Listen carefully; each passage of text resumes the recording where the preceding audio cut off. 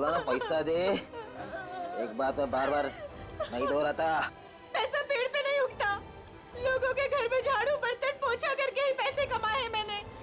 ऐसे दारू में उड़ाने नहीं दूंगी। अपने पति से जवान लड़ाती है, जवान लड़ाती है तू। काकी, हाँ अब आपके घुटनों में दर्द तो नहीं है ना? हाँ बेटा, तूने जो घुटनों के लिए दवा दिया था ना, उससे मेरा घुटना बिल्कुल ठीक हो गया। नमस्कार। नमस्कार, कैसे है? बस ठीक है। हाँ, बड़ी बड़ी बड़ी। ये नीता जी है, नमस्कार। ये नमस्ते। इस चौल में रहते हैं। हाँ आइए। हमारे चावल के लोग ना बहुत अच्छे हैं, बहुत सपोर्ट करते हैं एक दूसरे को। हाँ अपने पति से जवान लड़ाती है, जवान लड़ाती है। ये सुनील और रेखा का फिर से किचकिच शुरू हो गया लगता है। अरे और मेरे को दोबारा पैसा लेने से रोका ना तो मुझसे बुरा कोई नहीं होएगा। तुझसे बुरा और हो भी कौन सकता है? कहा ना मैंने कि मैं पैसे नहीं दूंगी। जवान लड़ाती है, आज तेरे को सबक सिखा के रहेगा मैं। ए सुनील, खबरदार जो उस पे हाथ उठाया तो। देख सविताई, ये मेरा और मेरे बाइकों का पर्सनल मामला है, बीच में कुछ नहीं बोलने का। इसको तो मैं ये तुम्हारा अकेले का मामला नहीं है, सगा साहिल से मामला है। यहाँ हाँ, अगर दोबारा दुखा को तुमने धमकी दी तो तुझे चाल के बाहर उठा के फेंक दूंगा मैं। हाँ, खबरदार, जो किसी ने मेरे मर्द को धमकी दी वो जैसा भी है मेरा पति है और इसे कोई भला बुरा नहीं कह सकता। सुना तुमने? तुम्हारे इतने जुल्म बर्दाश्त करने के बावजूद भी ये अपना पत्नी धर्म निभा रही। क्या तुम एक पति होने का कर्तव्य पूरा कर पा रहे हो? देख, अगली बार ना तूने इस पे हाथ भी उठाया या उंगली भी उठाई ना तो तेरे को मैं जेल में भिजवा दूंगी, समझा? गलती हो गई। गलती हो गई, चल जा अभी। माफी हमसे नहीं, अपनी पत्नी से मांगो। अरे बस जाने दो, चलो नहा लो, मुझे भी काम के लिए निकलना है। चलिए, अच्छा है, सुनील को अकल आ गई आज। सुनील को तो सबक मिल गया, लेकिन इन दोनों का झगड़ा देखकर ना मेरे को मेरे पुराने दिन याद आ गए। आपके पति भी? हाँ, बहुत शराब पीता था, हर वक्त नशे में रहता था, और जब नशे में नहीं रहता था ना तो इसी तरह जबरदस्ती मेरे से पैसा मांगता था। और आप पैसे दे देती थी? हाँ, क्या करती? और जब मैंने पैसा देना बंद किया ना तो मेरे सारे गहने, कपड़े, घर का सारा सामान, यहाँ तक कि घर का पूरा अनाज भी बेचना शुरू कर दिया। और फिर एक दिन यही शराब उनको मुझसे दूर ले गई और लीवर फेल हो गया। आई एम सॉरी, मुझे ये सब नहीं पता था। अब आपके पति के बाद आपके घर में कौन कौन है? मेरे 2 बच्चे थे, अनुज और कशिश। भगवान भी इतना निर्दयी है ना, एक एक्सीडेंट में मेरे 2 बच्चों को मुझसे छीन लिया। मैं समझ सकती हूँ कि अपने को खोने का गम क्या होता है। हौसला रखिए, आने वाले दिन खुशियाँ ही खुशियाँ लेकर आएंगे। कल की इसी उम्मीद पे तो मैंने ये एनजीओ की स्थापना की थी और चाल के सारे परिवार वालों को मैंने अपना परिवार माना। काकी, आप बहुत ही नेक काम कर रही हैं। अच्छा अभी रहने दे, ज्यादा तारीफ मत कर मेरी। हाँ चल अंदर चल, मैं तेरे को ना गरम गरम चाय पिलाती हूँ। हाँ अरे नहीं काकी, मुझे ना लेट हो रहा है और आज ही मुझे कॉलेज भी जाना है अपने थीसिस का फॉर्म भरने। तो हम शाम को मिलते हैं चाय पे? पक्का ना? संभल के जाना। हाँ? आज तो बहुत लेट हो गई।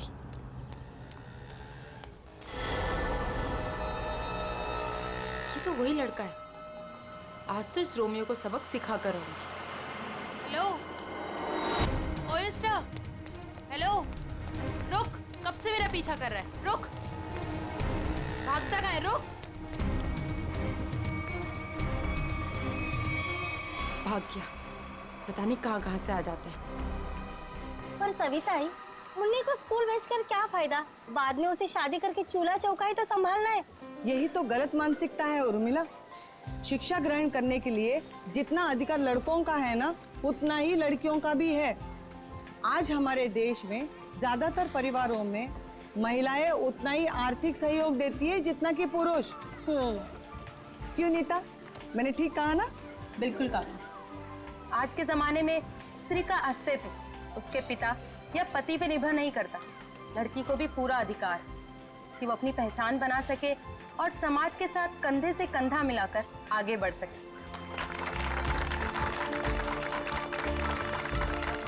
क्या बात है, आप दोनों के विचारों से हम सब सहमत हैं।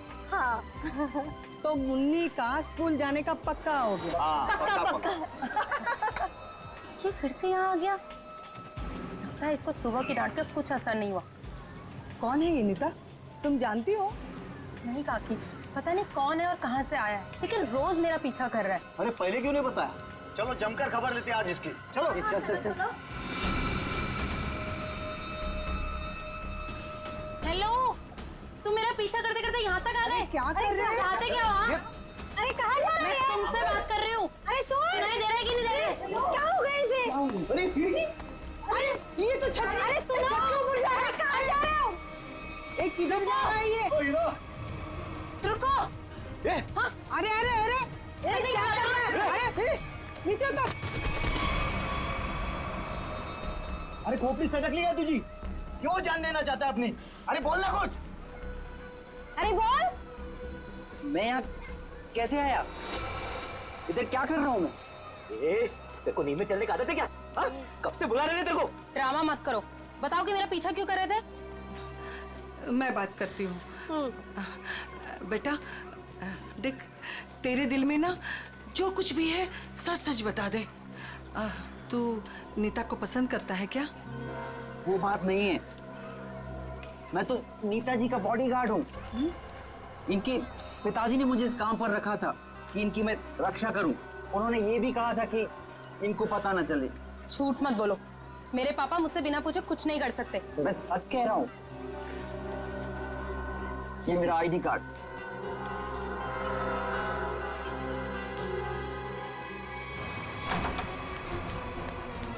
अरे नीता बिटिया, अरे अभी हम तुम्हारे बारे में ही बात कर रहे थे। नमस्ते अंकल। नमस्ते बेटा। क्या बात है बेटा, अंकल से नमस्ते और पापा से हेलो हाय कुछ भी नहीं? मैं आपसे बहुत नाराज हूँ। ऐसा मैंने क्या कर दिया? आप जानते हैं ना कि मैं मंगलावाड़ी चौल में अपनी रिसर्च कर रही हूँ। मुझे उन लोगों के रहन सहन, उनका गुजर बसर वो सब जानना है, इसलिए तो मुझे उनके बीच में रहना पड़ रहा है। हाँ बेटा, तो मैंने आपको अनुमति दे तो दी थी ना चौल में रहने की। अनुमति दी वो ठीक है, लेकिन वो बॉडीगार्ड वो मेरे पीछे क्यों आ जाता है बार बार? देखो बेटा, मैंने बॉडीगार्ड इसलिए रखा था कि मैं चैन की नींद सो सकूं और मुझे यकीन रहे कि मेरी बिटिया वहां पर सुरक्षित है। पापा, मैं कोई बच्ची थोड़ी हूँ, अपनी देखभाल कर सकती हूँ। शेखर अंकल, समझाइए ना पापा को। पापा के लिए तो तुम हमेशा बच्ची ही रहोगी। 50 साल की हो जाओगी ना तब भी। आप भी ठीक है, आप भी ना पापा की तरफदारी कर लो। अरे नहीं बेटा, हम तो आपकी ही तरफ हैं। देखो रतन, ये अच्छी बात नहीं है भाई। नीता बिटिया को उसकी पर्सनल स्पेस मिलनी चाहिए। लेकिन शेखर, तुम्हें तो पता है ना शहर में जुल्म कितने बढ़ गए। अब मैंने एक बॉडीगार्ड रख लिया तो कौन सा पहाड़ टूट गया यार। मुझे ना आपसे कोई बहस नहीं करनी। कल मेरा जन्मदिन है और ये मेरा जन्मदिन का गिफ्ट कि नो बॉडीगार्ड। अरे हाँ, कल तो नीता बिटिया का जन्मदिन है। अरे यार, मैं तो बिल्कुल भूल ही गया था। लेकिन मैं कैसे भूल सकता हूँ मेरी प्यारी प्यारी बिटिया का जन्मदिन। मैंने जन्मदिन की खुशी में एक बहुत बड़ी पार्टी रखी है। पार्टी? ठीक लगा ना बेटा? Happy birthday Neeta. Thank you so much, please enjoy. Neeta बेटा, जन्मदिन की ढेर सारी शुभकामनाएं। भगवान करे तुम्हें मेरी भी उम्र लग जाए। थैंक यू सो मच काकी। पापा, ये सविता काकी है, मैंने बताया था ना आपको इनके बारे में। हाँ, नमस्ते नमस्ते। हमारी बिटिया आपकी बहुत तारीफ करती। आपकी बेटी भी बहुत बहुत अच्छी है। Thank you very much. ये है मेरे बिजनेस पार्टनर शेखर। नमस्ते। नमस्ते, आपसे भी मिलकर बहुत खुशी हुई। मुझे भी बहुत खुशी हुई आपसे मिलकर। Ankit, many happy returns of happy birthday. Thank you so much. अरे sir, looking handsome sir. Thank you. अच्छा सर, कल हमारे नए प्रोजेक्ट की मीटिंग फिक्स हुई है, सुबह 10 बजे। 10 बजे, ओके डन। हेलो जी, ये मेरी बर्थडे पार्टी है, आपका ऑफिस नहीं, तो ये जो अपना काम है ना ऑफिस तक ही रखिए। सॉरी बेटा, सॉरी। आई एम सॉरी, आज काम की कोई बात नहीं हो गई, ठीक है। चलो अब केक काटे। पापा बस एक मिनट, छोटा सा सरप्राइज है। रामू, श्याम, जल्दी से सारे मेहमानों के चश्मे ले आओ। चश्मे? चश्मे? ये देखिए रंग बिरंगे चश्मे। सो आज का थीम है गॉगल्स, तो ये सबको पहनने हैं। Okay guys? Very innovative idea.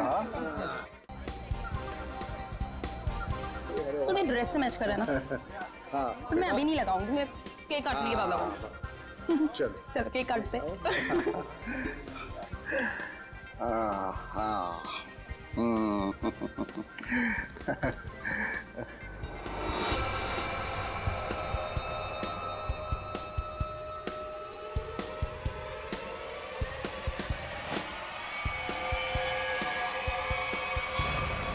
Gun?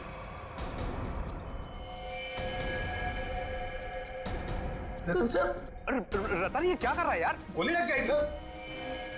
ये असली की नकली यार? Good bye Shekhar. Ratan good bye रतन।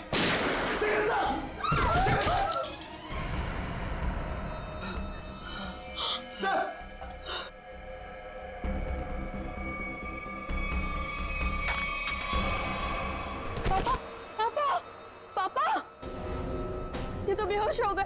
ये अच्छा है, गोली मार के बेहोशी की एक्टिंग कर रहे हैं। अरे कोई एम्बुलेंस बुलाओ, शेखर जी को गोली लगी है। और सीआईडी को भी फोन करना पड़ेगा। Hello CID?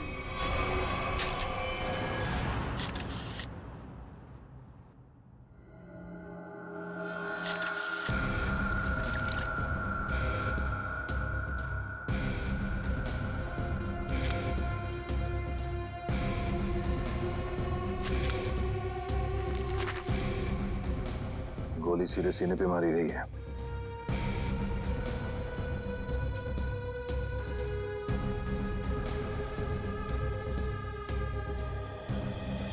आप सबने देखा था रतन जी को गोली चलाते हुए शेखर जी पे? हाँ सर, हम तो हक्के बक्के रह गए ये देख के। इतनी अच्छी पार्टी चल रही थी, सब कितना एंजॉय कर रहे थे। पता नहीं अचानक रतन जी को क्या हो गया, उन्होंने गोली चला दी। जरूर मेरे पापा के खिलाफ किसी ने साजिश की, ऐसा कर ही नहीं सकते। रतन जी। सर। रतन जी को होश आ गया। उठाओ इन्हें। ये उठिए, चलिए उठिए। शेखर को क्या हो गया? सर क्यों भारी हो रहा है? पहले खून कर दिया इनका, अभी सर दर्द का बहाना कर रहे हो? हाँ, ये नाटक बंद करो, उठाओ। उठिए। ये आप क्या कह रहे हैं? मैंने किसी का खून नहीं किया। नीता बेटा क्या कह रहे हैं ये लोग? मेरी समझ में नहीं आ रहा है बेटा। पापा मुझे खुद समझ में नहीं आ रहा है कि ये सब हो क्या रहा है। समझ में आएगा, सबको बहुत जल्दी सबको समझ में आ जाएगा। निखिल, मयूर, घर की अच्छी तरह से तलाशी लो। यहाँ पे पार्टी में जितनी भी चीजें मौजूद है सबको उठा लो। जयंती सर, इस गन को फोरेंसिक लैब में भिजवा दो। रतन जी चलिए ब्यूरो चलते हैं। पापा ठीक तो है ना? पापा सब बैलिस्टिक्स रिपोर्ट आ गई। इसमें साफ साफ लिखा है कि शेखर को जो गोली लगी थी वो रतन जी के गन से चली थी, और उस गन पे जो उंगलियों के निशान मिले थे वो भी रतन जी के ही थे। कहिए रतन जी, क्या कहना है आपको इस बारे में? नहीं, कुछ समझ में नहीं आ रहा सर। मेरा सर बहुत भारी हो रहा है। ऐसा लग रहा है जैसे किसी गहरी नींद से जागा हूं मैं। कोई डरावना सपना देखा है मैंने। हाँ, मगर क्या करे, शेखर जी की मौत तो कोई सपना नहीं है। सारे सबूत यही कह रहे हैं कि शेखर का खून तुमने किया है। मैंने कोई गोली नहीं चलाई सर। आप मुझ पर यकीन क्यों नहीं कर रहे सर? तो फिर वो गोली क्या अपने आप शेखर जी के शरीर में गई? कुछ याद नहीं आ रहा है मुझे। रतन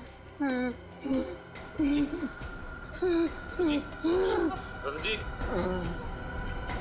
मैंने कहा था ना आपसे कि मेरे पापा दिल के मरीज हैं, उन्हें टेंशन मत दीजिए। सर मैं एम्बुलेंस को फोन करता हूँ। नहीं, अपनी गाड़ी में लेकर चलो, हॉस्पिटल में एडमिट करो जल्दी। चलिए। मैं भी चलती हूँ साथ में। नहीं, आप नहीं जाएंगी। उन्हें पहले एडमिट होने दो, बाद में मैं भी चलूंगा तुम्हारे साथ। प्लीज सर, मेरे पापा को छोड़ दीजिए। अगर तुम्हारे पापा ने कुछ भी नहीं किया है तो उन्हें कुछ नहीं होगा। अच्छा एक बात बताओ, रतन जी का कोई झगड़ा वगड़ा था पहले से शेखर जी के साथ, या फिर कल पार्टी में कोई झगड़ा वगड़ा हुआ था? नहीं सर, वो तो पार्टी में बहुत एंजॉय कर रहे थे, अच्छा, क्या तुम्हारे पापा के बर्ताव में कुछ तुम्हें थोड़ा अजीब सा लगा? कभी आदमी कोई टेंशन में होता है या वैसे कुछ? हाँ सर, कोई झगड़ा तो नहीं हुआ था, लेकिन उनका मूड थोड़ा सा चिड़चिड़ा था और वो शेखर अंकल को कुछ कह भी रहे थे। तुमने काम सही से नहीं किया, वो वापस आ गया। वो वापस आ गया? ये कौन? सर नाम तो नहीं लिया था। अच्छा, ये बातचीत कब हुई थी दोनों के बीच? कल हुई थी, एनजीओ से लौटने के बाद। एनजीओ? कौन सा एनजीओ है ये? मेरी बड़ी बहन सानिया की मौत के बाद पापा ने एक एनजीओ खोला था, जहाँ पे हम गरीब लोगों को रोटी, कपड़ा और रहने के लिए छत देते हैं। कहाँ है ये एनजीओ? नमस्कार साहेब, मी कपिल, यहाँ एनजीओ मॅनेजर आहे। आप ये बताएंगे कि इस एनजीओ में आप कब से काम कर रहे हैं? पहले दिन से, जब रतन जी ने सानिया मैडम की याद में इस एनजीओ की स्थापना की थी। फिर तो आप काफी करीब से जानते होंगे शेखर जी और रतन जी को। हाँ जी, एनजीओ में काम करने वाले सभी लोगों को अपना परिवार का सदस्य मानते थे। हमेशा आकर हमसे हमारे सुख दुख के बारे में पूछते थे और अपने सुख दुख बांटते भी थे। ये तो बहुत अच्छी बात है। फिर तो आप ये भी जानते होंगे कि शेखर जी और रतन जी के बीच में किस बात को लेकर टेंशन चल रही थी? नहीं साहब, ऐसा कहीं ना थे। वो दोनों बिजनेस पार्टनर कम और भाई संबंध ज्यादा थे। भाई समान थे? तो फिर रतन जी ने शेखर जी का खून क्यों कर दिया? जरा दिमाग पे जोर डालिए और सोच के बताइए कि शेखर जी और रतन जी के बीच में कुछ झगड़ा हुआ था या कुछ बहस हुई थी? ऐसा कई झाले नव्हते।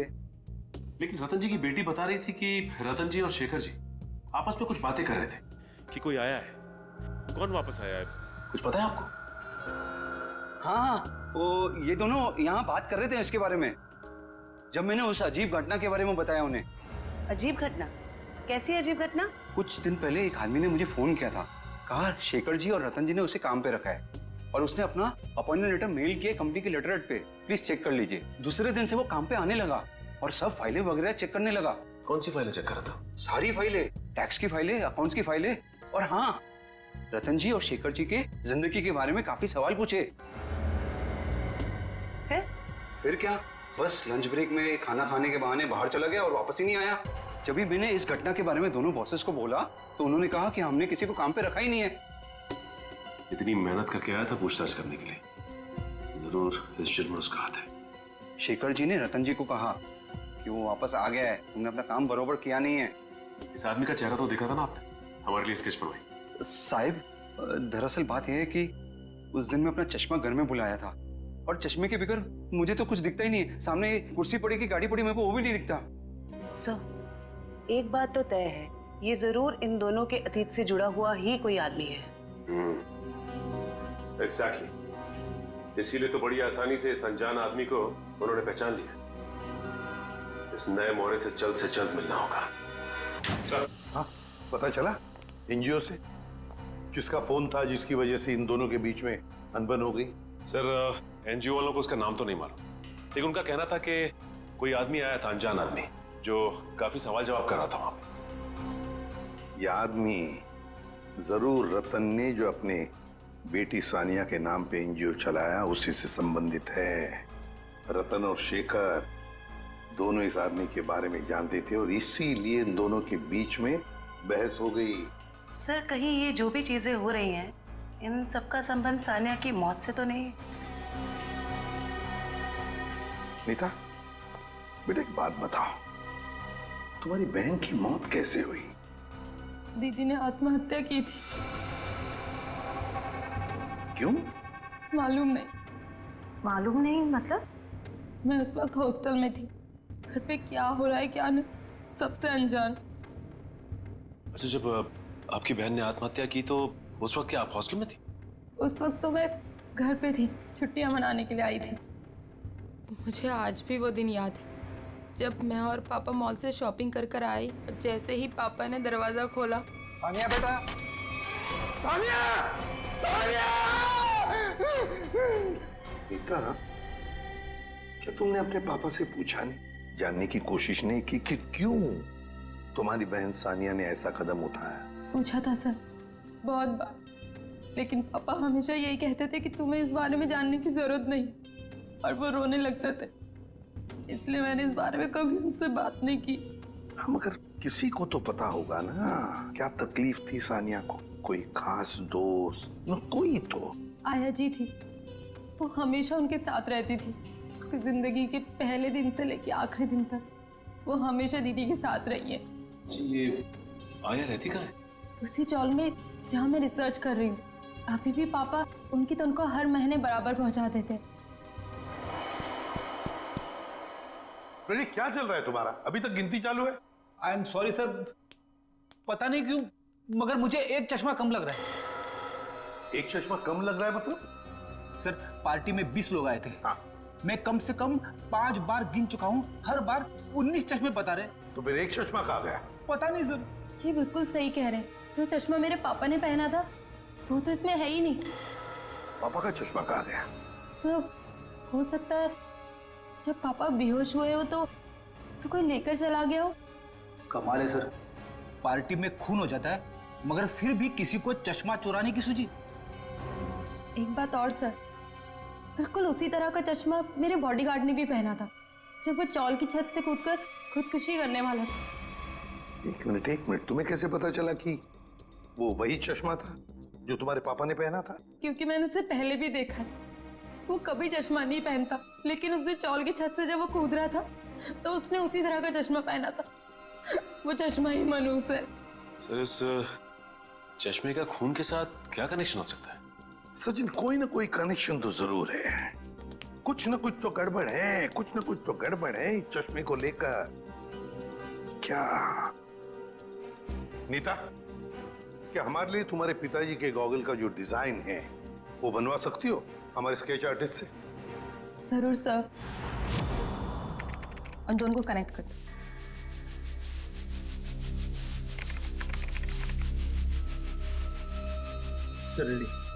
ठीक है, थैंक यू।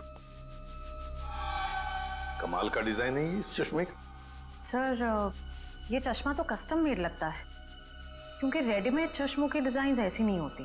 हाँ श्रेया, ये ऑर्डर दे के डिजाइन देकर बनाया गया चश्मा है ये। पता लगाना पड़ेगा शहर में ऐसी कौन सी दुकानें हैं, कितनी दुकानें हैं जो इस तरह के चश्मे बनाती है। फिर सानिया की आया के बारे में भी पता लगाना पड़ेगा। हेमलता जी। कौन है? आप सानिया की आया थी ना? हाँ, पर आप लोग? देखिए हम सीआईडी से। सीआईडी? माफ करना माँ जी, हम लोग ने आपको परेशान किया। ठीक है बेटा, दिवस भर में आराम ही करती हूँ, पर आप लोग यहाँ कैसे? देखिए हिमलता जी, आप सानिया की आया रही बचपन से, है ना? और फिर सानिया ने आत्महत्या भी की, ये तो आप जानती ही हैं। अब ये जानना चाहते हैं कि क्यों सानिया ने क्यों आत्महत्या की।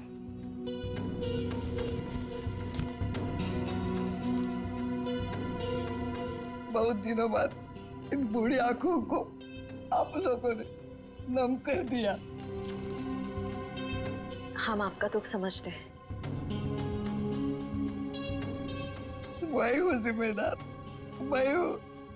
या तो रतन जी को मैंने मनाना चाहिए था उस रिश्ते के लिए, वरना सानिया को मजबूर करना चाहिए था वो लड़के को भूलने के लिए।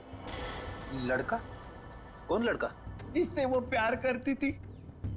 प्यार करती थी? अच्छा, तो फिर हुआ क्या? वही अमीर गरीब लड़का गरीब था ना। एक दिन अचानक वो लड़का कहीं दूर चला गया। महीनों इंतजार करती रही सानिया, न खाती थी न पीती थी। वो अपने बंद कमरे में रोती रहती थी। वो लड़का कौन है, कहाँ रहता है, क्या उसका कोई टेलीफोन नंबर वगैरह है आपके पास? नहीं, सानिया ने कभी उसका नाम या पता नहीं बताया अभी। चल ठीक है, कोई बात नहीं। सॉरी, हमने आपको बहुत तकलीफ दी। आराम कीजिए। सर, सोच रही हूँ दया सर के लिए एक चश्मा ले लूं। दया का बर्थडे आने वाला है क्या? नहीं सर, वो हमेशा ना मुझसे उखड़े उखड़े रहते हैं, इसीलिए। अच्छा, गिफ्ट देके उनको खुश करना चाहती हो? नहीं सर, उन पे बहुत अच्छा लगेगा, इसलिए। बाद में देखते हैं। Excuse me. जी कहिए, किसके लिए चश्मा दिखाऊं? एक मुजरिम के लिए। मुजरिम के लिए चश्मा? मैं कुछ समझा नहीं। जरा ये डिजाइन देखो चश्मे की। ये आपने ही बनाया था ना? जी हाँ। आपको पसंद है? आप लोगों के लिए भी बनवा दूं? नहीं नहीं, आप हमें माफी कीजिए। आपका बनाया हुआ ये चश्मा पहनकर लोग उल्टी सीधी हरकतें करने लगते हैं। कोई छत पे पहुंच जाता है छलांग लगाने, तो कोई किसी को गोली मार रहा है। क्या मजाक कर रही हैं आप? ये सब मेरे चश्मे की वजह से हो रहा है? हम मजाक के मूड में नहीं है। सीआईडी? अब जरा ध्यान से बताओ, किसके लिए बनाया था ये? एक मिनट सर। सर, ये कोई अभिषेक नाम का आदमी था। क्या बात है सर, नाम भी है, एड्रेस भी और फोन नंबर भी है। कॉल करो जी।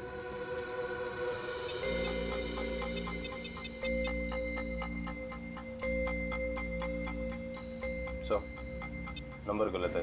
गलत? लगता है एड्रेस भी गलत है। दिल दरिया कॉलोनी। दिल दरिया कॉलोनी कभी सुना है आपने? कहीं कहाँ पे है मुंबई में? सॉरी सर, मैंने एड्रेस ठीक से देखा नहीं था। आंखों का बिजनेस करते हो तुम। आदमी को तो देखा होगा ठीक से। दरअसल सर, मैं उस वक्त दुकान पर नहीं था। मेरा कारीगर जगनलाल था, उसने ही अभिषेक को देखा था।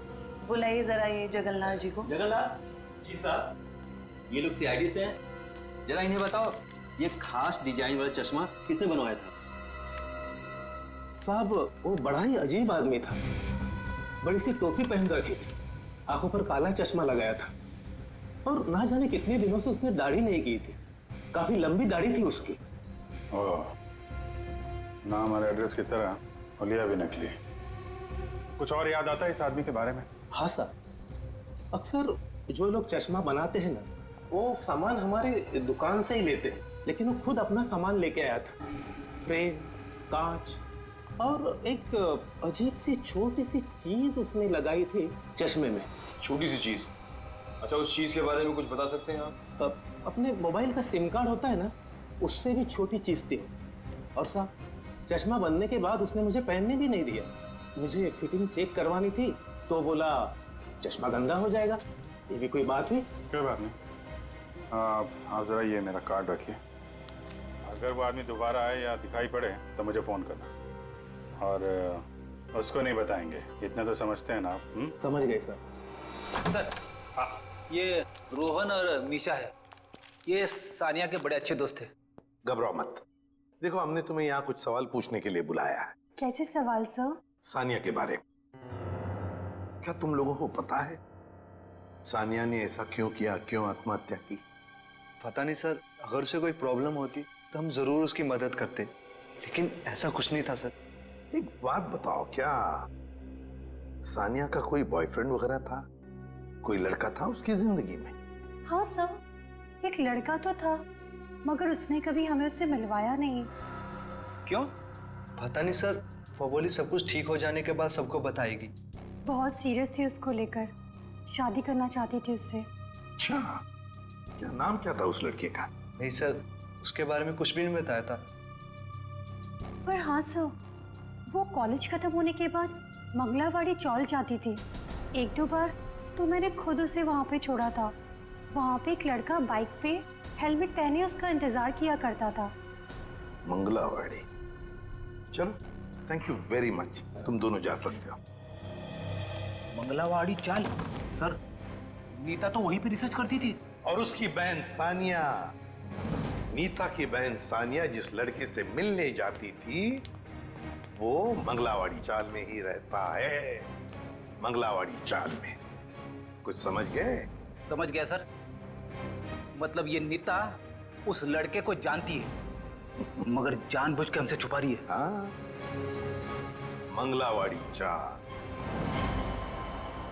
इस लड़की को देखिए, क्या आप में से कोई भी इसे जानता है, कभी देखा है? हाँ, ये अक्सर हमारे चौल में आया करती थी उस लड़के से मिलने। कौन सा लड़का? मनोज नाम था उसका, इसी चाल में रहता था वो। रहता था मतलब? अब नहीं रहता? वो दरअसल कुछ साल पहले उसे सजा हो गई थी। अब तक तो सजा पूरी भी हो गई होगी, पर वो वापस लौटा नहीं। क्या क्या किया था उसने? सर, पक्के से तो पता नहीं, पुलिस कह रही थी चोरी चकारी का इल्जाम है उस पर। मनोज, चल, thank you very much. Sir, जिस मनोज की आप बात कर रहे हैं उसका तो सर कोई भी पुलिस रिकॉर्ड नहीं है। सुमी जी, ये कैसे हो सकता है जबकि मंगलावाड़ी चाल में रहने वाले लोगों ने हमें बताया कि 5 साल पहले मनोज को उसी चाल में से गिरफ्तार किया था। सर, सारी फाइलें आपके सामने रखी हुई हैं। 5 साल के सारे रिकॉर्ड आप देख चुके हैं, मगर कहीं भी इस नाम का कोई शख्स नहीं है। हो सकता है मनोज की फाइल गुम हो गई। ऐसा कैसे हो सकता है सर? क्यों नहीं हो सकता? तो फिर मनोज की फाइल मिल क्यों नहीं रही है? हो सकता है सर आपको कोई गलत इंफॉर्मेशन मिल गई हो, या फिर इस नाम का कोई शख्स हो ही ना, या फिर चौल वालों ने आपसे झूठ बोल दिया। होने को तो ये भी हो सकता है कि मनोज की फाइल यहां से जानबूझकर गायब की गई।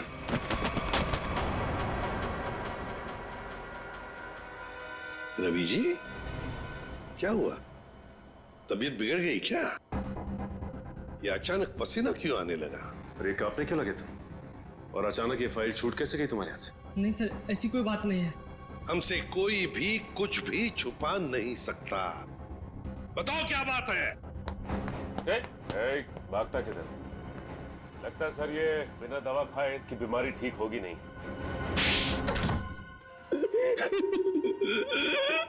सर मुझे माफ कर दीजिए, मेरे पैसों के कारण मैंने उसकी फाइल जला दी। शर्म आनी चाहिए तुम्हें। पैसों की लालच में तुमने मुजरिम की मदद की, और तो और अपने नौकरी से गद्दारी की, अपने देश से भी गद्दारी की तुमने। कौन से जेल में है मनोज? सर, तिलक नगर जेल में था। 7 साल की सजा थी उसे। अच्छे व्यवहार के कारण 4 साल में उसे रिहा कर दिया गया। सर, अगर वो अच्छे बर्ताव के लिए रिहा हो ही रहा था तो फिर रिकॉर्ड नष्ट करने के लिए उसे घूस देने की क्या जरूरत थी? सचिन, शेखर और रतन, इन दोनों के बीच में जो बहस हुई थी उसमें शेखर बोल रहा था कि वो वापस आया है, तो फिर जरूर वो मनोज के बारे में बात हो रही थी। सर, उस चश्मे वाले का फोन। हाँ सर, मैं जगन्नाथ चश्मे वाला। सर, अभिजीत सर का फोन नहीं लग रहा था, इसलिए मैंने आपको फोन किया। हाँ बोलिए। सर, वो आदमी फिर आया था चश्मा बनाने। अब इस वक्त कहाँ है वो आदमी? सर, वो जाते वक्त फोन पे बात कर रहा था। कह रहा था कि किसी विद्युत नगर जा रहा है, सेक्टर 5। विद्युत नगर? नीता भी तो विद्युत नगर में रहती है। माय गॉड, मतलब नीता की जान को खतरा है। हाँ एसीपी सर, हम नीता के घर पहुंच गए हैं।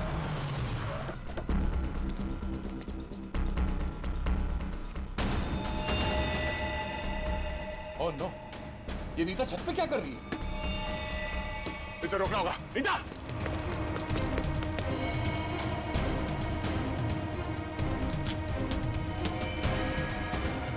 नीता!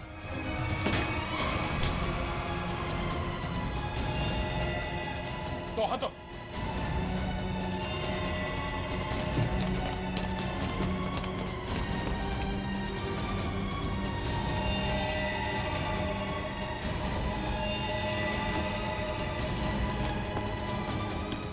पकड़ो।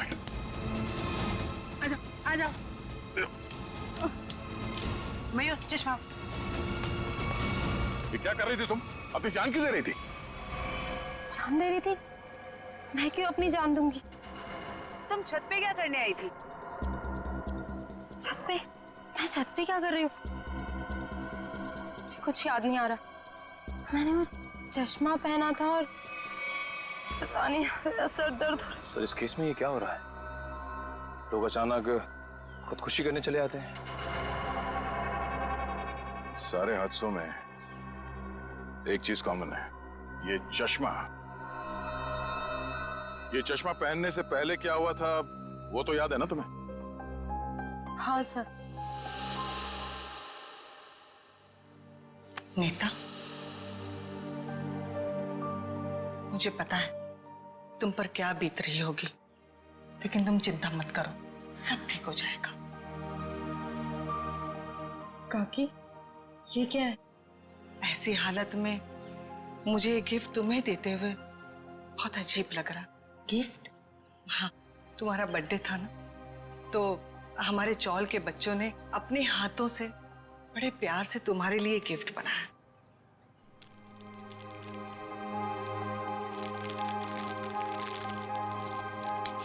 चश्मा?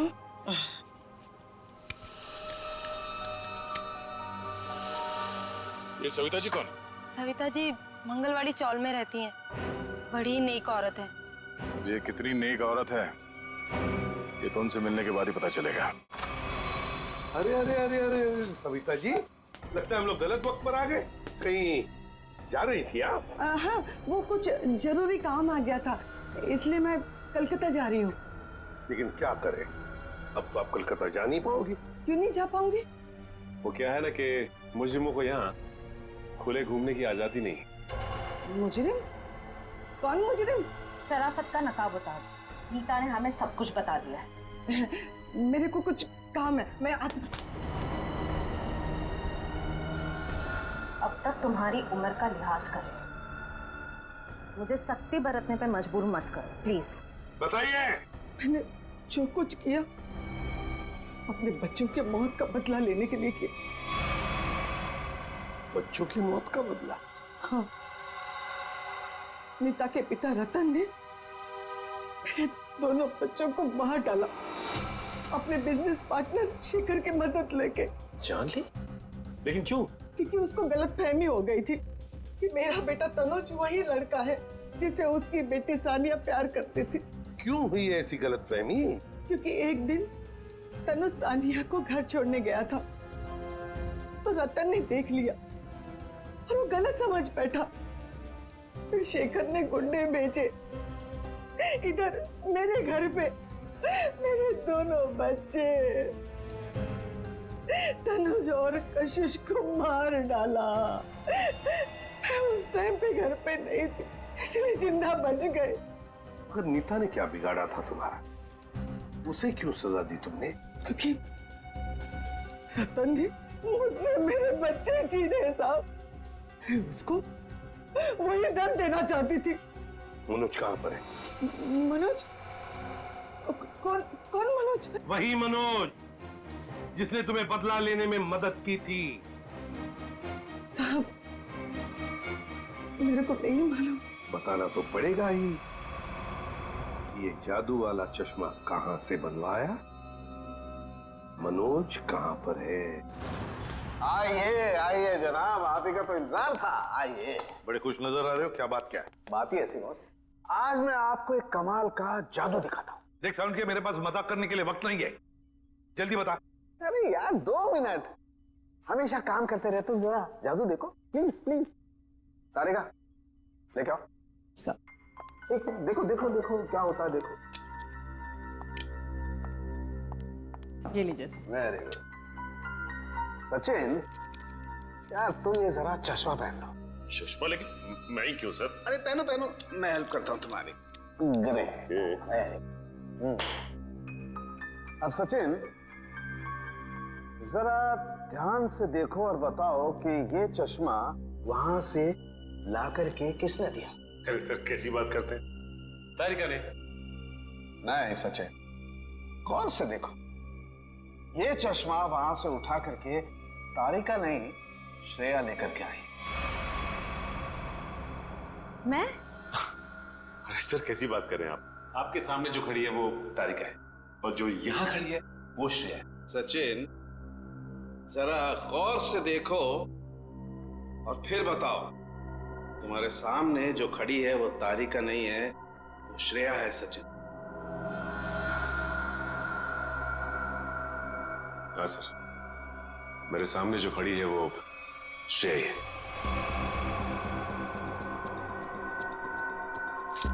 सचिन ये मेरी गन लो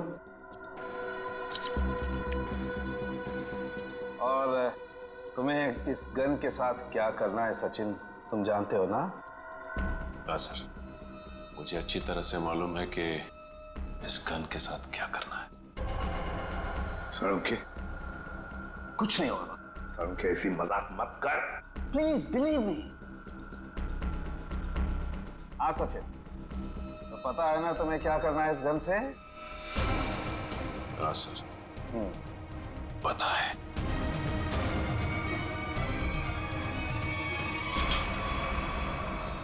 लाओ सचिन, ये गन मुझे दे दो। अब ये चश्मा भी तुम्हारा उतार देना है। बैठ जा। मुझे हो क्या रहा है?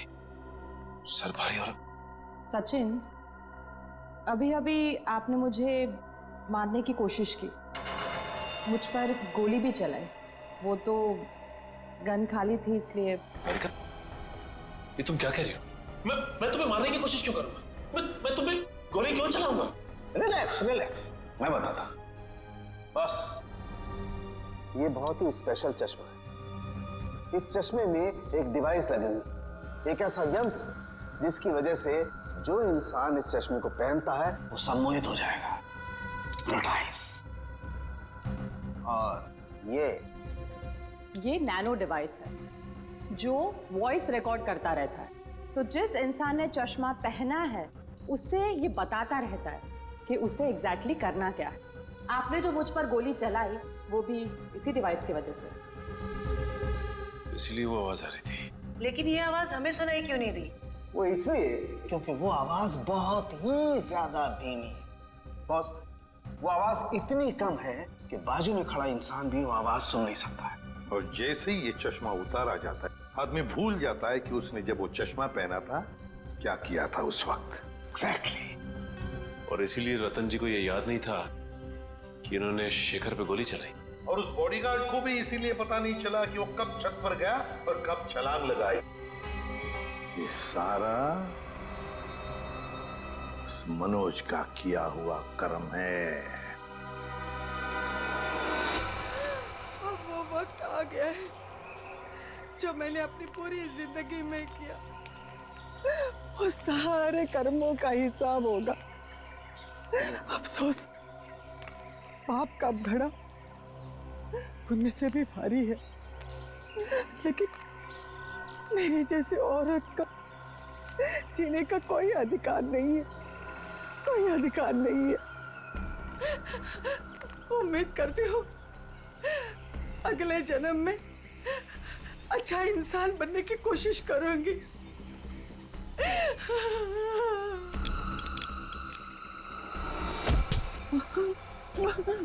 ये क्या कर रही है?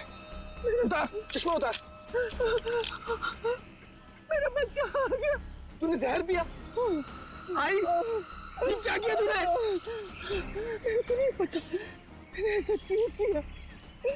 बेटा मेरे को माफ कर दे, हमारे साथ इतना ही था। नहीं आई, आई नहीं, आई।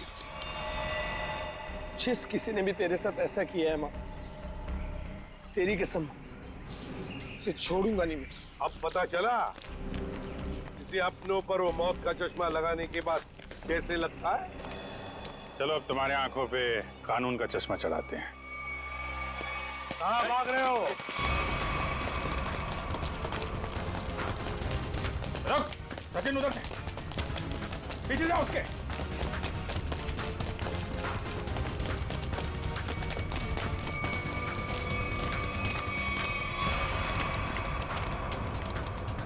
Wish you many happy returns of the day. Happy birthday. so much. अब जेल की चक्की पीसने की तैयारी करो। सविता जी भले मेरी असली माँ ना थी, पर वो मेरे लिए मेरी माँ से भी बढ़कर थी। उनके बच्चों के मरने के बाद उन्होंने मुझे ही अपना बेटा माना था। मतलब तनुज और कशिश के बाद? हाँ, उन दोनों बच्चों की मौत कोई हादसा वादसा नहीं थी, बल्कि उनका खून हुआ था, जिसे किया था नीता के पिता रतन कुमार ने। और मुझे झूठे रॉबरी के केस में फंसाया भी उन्होंने ही था। इसलिए मैंने प्लान बनाया, बदला लेने का प्लान। और रतन की कंपनी में ही नौकरी कर ली, लेकिन रतन ने तुम्हें पहचाना नहीं? रतन और शेखर ने मुझे नहीं पहचाना, क्योंकि उन्होंने मुझे कभी देखा ही नहीं था। और इसी बात का मैंने फायदा उठाया, और जेल से छूटने के बाद ना ही मैंने सविता माँ के बच्चों का बदला लिया, बल्कि अपनी सान्या, जिसे मैं इतना प्यार करता था, उसकी भी मौत का मैंने बदला लिया। हमारे पास चले आते, हम तुम्हें न्याय दिलाते। कानून पर से तो विश्वास ही उठ गया था मेरा, इसलिए मैंने खुद ही न्याय करने की सोची। नीता से दोस्ती की, फिर उसे मार दिया। सान्या से प्यार करते थे तुम, इसे प्यार कहते हो? उसकी बहन की जान लेने चले थे तुम। वो तो अच्छा हुआ हम लोग वक्त पे पहुंच गए, और उसे बचा लिया। क्या नीता जिंदा है? हाँ जिंदा है। बहुत कोशिश की ना तुमने उसे मारवाने की। उसके बॉडीगार्ड को भी वो चश्मा पहना दिया ताकि वो आत्महत्या कर ले, मगर नहीं, तुम्हारा प्लान वैसे ही फेल हो गया। हाँ, मगर रतन का प्लान फेल नहीं हुआ। मैंने वेटर के जरिए उसे खूनी चश्मा पहनाया और उसी के जरिए उसी के दोस्त को मरवा दिया। और फिर हमारे आने से पहले वो चश्मा तुमने गायब कर दिया। तो फिर वो चश्मा सविता के जरिए तुमने नीता तक पहुंचा।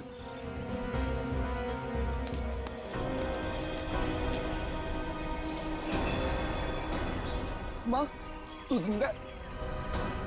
मैं जिंदा हूँ। मेरे को माफ कर दो मनोज बेटा। ये सब कुछ मुझे सीआईडी को बताना पड़ा। इन्होंने जो कुछ भी किया हमारे कहने पे किया। अपना बदला पूरा करने के लिए तुमने बहुत नाटक किया और तुम्हारी असलियत सामने लाने के लिए हमने भी एक छोटा सा नाटक किया। क्या मिला तुम्हें? इस बदले की आग ने तुम्हें कहां से कहां पहुंचा दिया। अब जेल की सलाखों के पीछे सड़ते बैठना। कानून तुम्हें कड़ी से कड़ी सजा देगा, शायद फांसी ही होगी। For more updates, subscribe to our channel, click the show links and enjoy watching the videos.